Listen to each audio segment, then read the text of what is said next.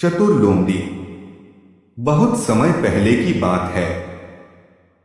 एक जंगल में एक शेर रहता था। वह शेर बूढ़ा हो चला था। उसकी शक्ति क्षीण हो गई थी। उसमें इतना बल शेष नहीं था कि जंगल में जाकर शिकार कर सके।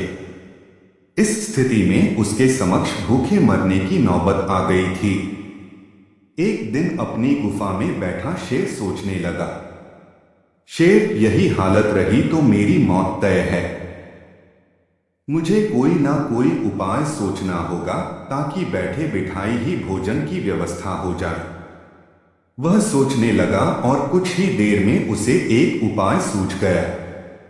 एक कौए की मदद से उसने पूरे जंगल में अपने बीमार होने की खबर फैला दी। जंगल के राजा शेर के बीमार होने की खबर सुनकर जंगल के जानवर उसका हालचाल पूछने उसके पास पहुंचने लगे। शेर इसी ताक में था। जैसे ही कोई जानवर उससे मिलने उसकी गुफा में प्रवेश करता तो उसे दबोचकर मार डालता और मजे से उसका मांस खाता। हर दिन कोई ना कोई जानवर उसे देखने आता रहता और शेर का शिकार बन जाता। उसके दिन बड़े आराम से गुजरने लगे। अब उसे भोजन के लिए जंगल में भटकने की आवश्यकता नहीं रह गई थी। बिना मेहनत के उसे अपनी ही गुफा में भरपेट भोजन मिलने लगा था। थोड़े ही दिनों में वह मोटा हो गया।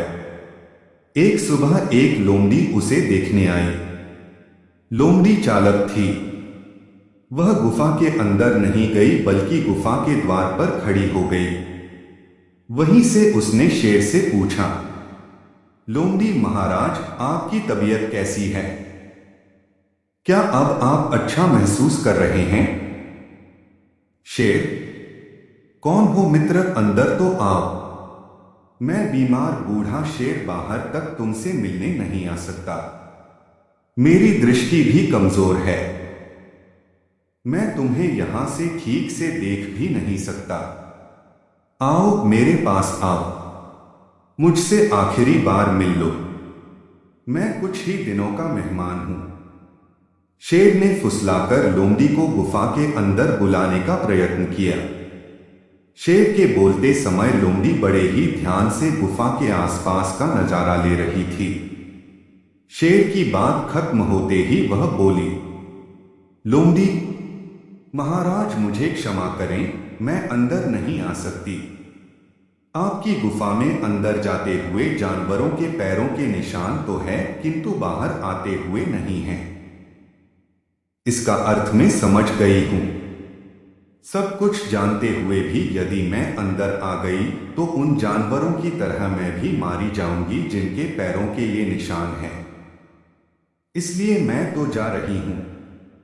लोमड़ी ने जंगल में जाकर बूढ़े शेर की करतूत सभी जानवरों को बता दी। उसके बाद कोई भी जानवर शेर से मिलने नहीं गया। इस तरह अपनी बुद्धिमानी से लोमड़ी ने न सिर्फ अपनी जान बचाई बल्कि जंगल के अन्य जानवरों को भी शेर के हाथों मरने से बचा लिया। इस कहानी से हमें यह समझ आता है कि हमें हमेशा अपने दिमाग से काम लेना चाहिए।